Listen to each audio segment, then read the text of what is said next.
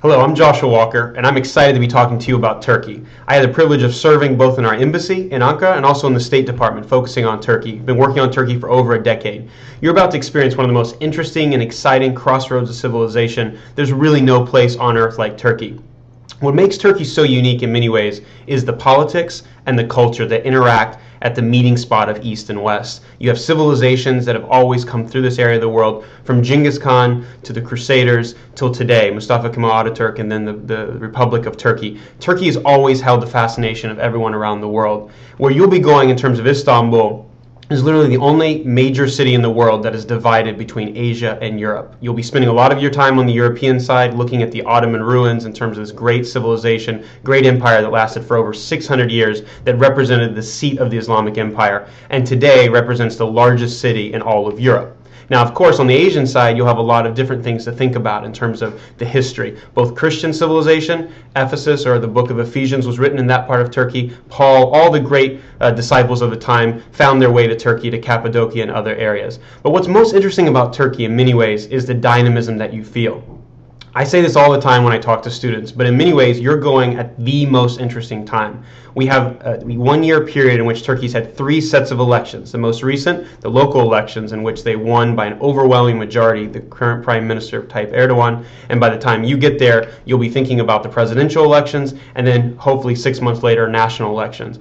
Why does it matter? Why do we care about domestic Turkish politics today, and how does it affect the broader kind of structure of Turkish politics and international affairs? Well, Turkey's been an important player in the world in many ways, even since the Ottoman Empire. It's been a major ally of the United States, been a major ally of the North Atlantic Treaty Organization. It's been a country that is on the move. Its economy has tripled in the last 10 years alone. Many people have given the Prime Minister Erdogan the view that he has been the real leader. In many ways, economics has driven the political revitalization in Turkey. But it goes far beyond that. Turkish culture is one in which hospitality is valued over anything else. You're going to experience the amazing people that make up Turkey today. It's hard to look at one Turkish person and say this person is from this area, this person is from this area. They come from all walks of life. The largest ethnic population are kind of the typical Turks. There's also the Kurds of the southeast, which now live in all the major metropolitan areas. The divide, the civil war that's been ongoing in Turkey between the Kurdish separatist group and the majority Turkish side seems to be coming to an end. With any hope that will be settled as well. Turkey's aspirations to be a European Union country continue on pace, and Turkey as a G20 founding member and also as a major player at the UN on the UN Security Council, all these places will be coming together, and you'll be able to see the dynamism for yourself. As you go to the Grand Bazaar, as you go to the Blue Mosque, as you go to the Hagia Sophia, you're going to feel that culture come alive. You're going to feel that history. And in many ways, the way in which Turkey is both a world of paradoxes, having some of the richest, most amazing technologies in the world, and having some areas that are not as well developed, living side by side, is what makes this place such a fascinating area. You're also going to learn a lot about both Turkish history and the history that you thought you knew. Those of us that come from the United States are always talking about the Greek civilization, the Roman civilization, the Western and Christendom. In many ways, Turks represent the other side of the equation. In 1453, when they took over Constantinople, which is now Istanbul, they transformed the world as we knew it at that time period. They made it to the gates of Vienna. The Ottoman Empire stretched all the way from Austria, all the way through 27 countries today that are in the UN. Major player at the time. And even today, Turkey continues to bridge worlds, whether it's between the Muslim Middle East and the Christian Europe, or whether it's between the different civilizations within Islam itself. Turkey is not homogeneous by any stretch of the imagination. And you're going to experience that up close and personal as you get a chance to interact with Turks and the people you're talking with. If you think about Turkish culture and Turkish civilization, it's always been driven by a sense of purpose of moving forward.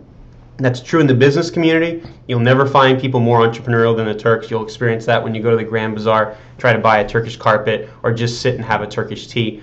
And you'll experience it when it comes to the way in which Turkey continues to try to punch well above its weight, trying to win the Olympics, coming in second place. always trying to be a meeting spot for many different people, countries, and civilization. So as you go to Turkey and as you think about what it is that Turkey represents today, think about where it's come from. Turkey is 90 years old. It's going to celebrate its 100-year anniversary in 2023. It's come a long way. Even the United States, that is over 200 years old, we struggle with democracy. Now imagine struggling with that democracy in a Muslim majority context, and think about what's been going on in terms of the Arab Spring, in terms of everything in Turkey's neighborhood. It sits in a very difficult neighborhood with Iran, Iraq, and Syria right next door, not to mention Armenia, Greece, and Cyprus, which are around. So Turkey has always felt like it's been in a difficult neighborhood, and it's always tried to find a way of having strong allies. And that process is not anything different today. And the discussions that you'll have in terms of the political life, the cultural life, and historical life